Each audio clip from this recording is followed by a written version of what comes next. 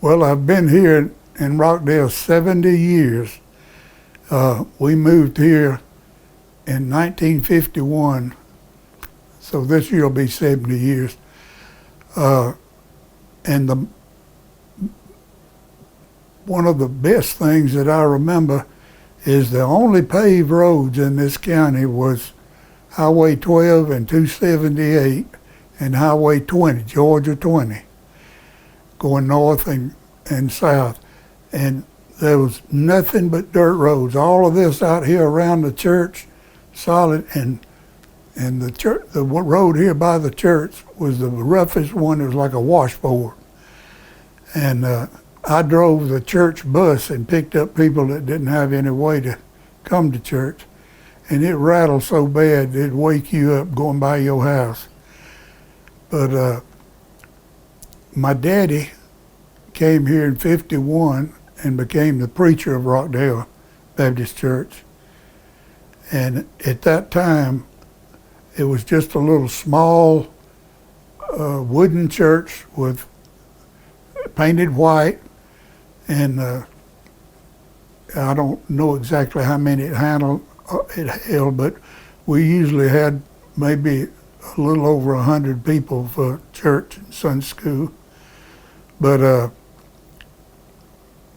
there's a baptismal pool across the road down in the woods there. It's made out of granite. It's got steps going down both sides. And me and my brother cleaned it out one time to have a baptismal. But the poison ivy and poison oak was so bad we was covered up with it. But most of the baptisms that my daddy did was at over on Highway 20 at that, I don't know whether it was called McElroy's Mill or something. It's not Costly's Mill, but they had dammed up a place there where he could baptize people, and that's where he baptized most everybody. But I remember a lot of the old people like Golden Hill and Joe Hill and Bobby Potts and his daddy, and the McCullers, Cliff McCullough and Alton's daddy. And some of them, the man that lived next door here to the church, to save me, I can't bring his name up, but he was a fellow that really looked after the church. If anybody ever pulled in, he was over here wanting to know what they were doing, you know. And he always had a cigar in his mouth, but he never did light it. He just chewed on it. But now the bus, you talked about the bus. Did you own that bus? no, the church owned it. They bought it, I think, for about $500, an old Ford bus. And you had to double clutch it to shift the gears. And I was one of the few people that knew how to double clutch a truck because I had worked at the freight lines a little bit and drove those trucks. But we picked up a lot of people down on Flat Shoals, just all around this part of the county. I'd usually have a pretty good load, maybe 12 or 15 people. Daddy, like I say, was a preacher here, and I can't remember whether it was 1 or 2 years that he was here. But we came from the Open Door Baptist Church, which was in Atlanta, right almost close to the Capitol, almost touching the Capitol. And the state came by and condemned the building and took it over to build a high-rise there. So we had to close the church there, and Daddy came down here and they called him to preach here. And we lived out on Capri Drive, going out to Lake Capri. We lived in an old house on the left there. The McWilliams lived down below us, and the Hintons lived above us. And I think all of the Hintons are gone. I'm not sure, but the man that lived past our house, he was also an ice man. And we just had an ice box, and every day he'd bring a 25-pound block of ice, and it was 10 cents. And I always wondered how he was able to go all over the county without ice and not get 10 cents a block for it. But he'd come in and actually put it in your ice box for you. And my grandmother put a quart of milk up against that ice. So when I got home from football practice, she would have that real cold for me, and I drank the whole quart, and eat buttermilk pie. I went to school here. This was a Class B school. There was about 470 kids in the grammar school and the high school. And the old building was a 3-story building, and the steps was all worn out from kids going up and down the steps. But I started here in the 9th grade. And when football practice started, it was in August or September we moved here. And I went out for football practice, and I was way ahead. The biggest guy out there, I was 6'2" and 225, and I was in the 9th grade. And so they started me off at linebacker, but I don't think I was quite fast enough for that. So I played left tackle most of the time, all the time, in fact. And at halftime, the band director made a deal with the coach that at halftime I'd have to come play with the band, because I was the only tuba player they had. So I would march with the band with my football uniform and all, playing that tuba at halftime. But anyway, we had good years and we had bad years, but all in all, it was a fun thing. And there's not very many guys that was on the football team that are still living. One of my favorite guys is Jerry Kirkpatrick. He's still doing real good. And Buddy Satterfield, he lives out in New Mexico. But both of those guys are real church workers, church goers. Well, I just loved it. When I moved here, there wasn't but about, I guess, 2,000, 2,500 people in the whole county. And we could get out on these dirt roads and what we called race car driving, cleaning out ditches and stuff like that with our cars. And we even played bumper tags sometime, where you had to chase somebody. Once you touch your bumper, they were it then, So you'd whirl around in the road and go the other way. But there was a lot of preachers that came after us. Oh yeah, one thing I'd like to say about in the 50s, all of the people that I named, like Joe Hill and Golden Hill, and Bobby Potts, myself and my brother Pat, we all worked and built that parsonage out there. We built it ourselves, just a bunch of the guys from the church. And we'd work in the afternoons after we'd get off, and then all day on Saturday. But we built it rather quick, and wound up, my daddy never did get to move into it. We lived in that old country house where we didn't have running water, and we had to use an outhouse. But all that was good. We had to bathe in a tub.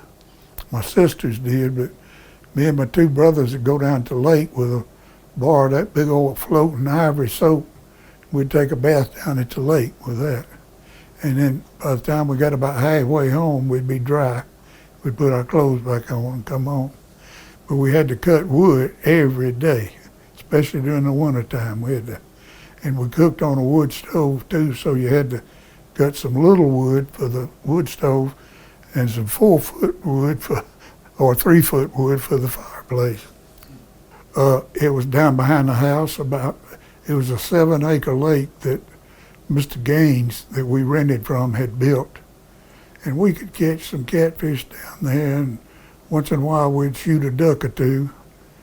And we always got squirrels and rabbits. Because back then everybody farmed, and there was plenty of rabbits. I had an old saddle horse, and every morning I'd take a croquet sack and ride him around all my rabbit boxes. And sometime I'd catch 6 or 8 rabbits in one morning. Sometime I'd catch a possum too. But Did you eat the possum? no, I turned that dude loose. I just poured him out. The rabbit was good. You had rabbit Oh stew? yeah, my grandmother used to make it. She called it rabbit stew, but it was actually rabbits and dumplings mixed together. Yeah, and my grandmother, there was a lot of us living over there in the house, and she made 40 biscuits every morning. And we would just about, sometime it'd be about 2 or 3, and I could make me a peanut butter and pear preserve, 2 biscuits to take to school for lunch. 8 o'clock at night was pretty late to go to bed because there wasn't no TV and our radio wouldn't work. You'd have to stand there and twist it all the time to be able to hear anything. And Daddy used to require a certain amount of wood on the porch to burn during the winter. And at football practice, it'd be dark by the time I hitchhiked home, or sometimes somebody'd bring me. And we would, me and my 2 brothers would take a mule and wagon and go down there with a lantern and cut wood. Me and my youngest brother, he was big, we would run the crosscut saw, and Pat, my little brother, he'd split it as we cut it. And we'd get a mule, a wagon full, he couldn't even pull it. So all 3 of us had to push. We'd get it up to the house. That'd last that day. We'd have to do it again tomorrow. Well, we've had some commissioners that were real good. Way back when I first came here, Homer Brissendine was the commissioner. And he started the fire department. It was 1 truck and 2 firemen. I was a fireman, and George Ivy was the other fireman. And on Saturdays, they had 2 more, Saturdays and Sundays, they had 2 more guys that come in and do those 2 days. So I'd work Monday, and Troy'd work Tuesday. I'd work Wednesday, he'd work Thursday. And then we'd have Saturday and Sunday off. But I did that for a while. And I know Oprah Winfrey announced on her TV program one time that Rockdale County was the finest place to live in Georgia. And that's when everybody started moving in here. And I expect there's 80 or 90,000 people here now, maybe more. There wasn't but 1 restaurant when I was young, and that was over on the Covington Highway. It's a barbecue place, and you could get a plate lunch there too with vegetables.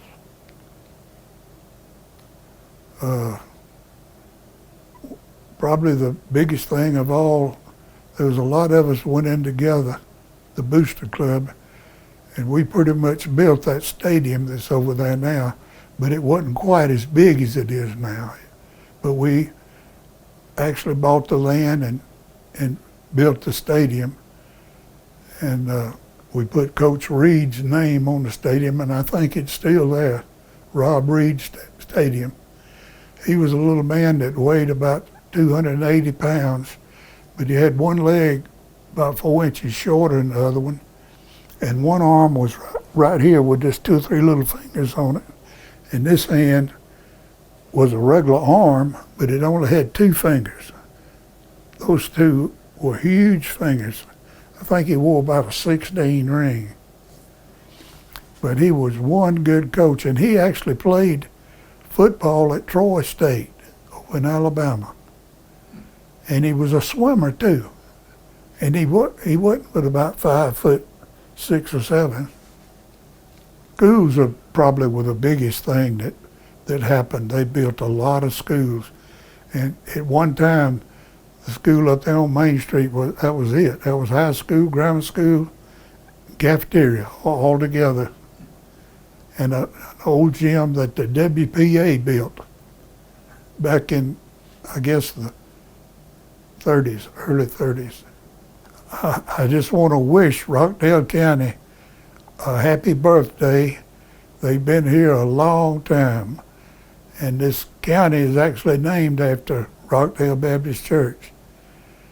But I have enjoyed living here, even though I've moved over to Monroe.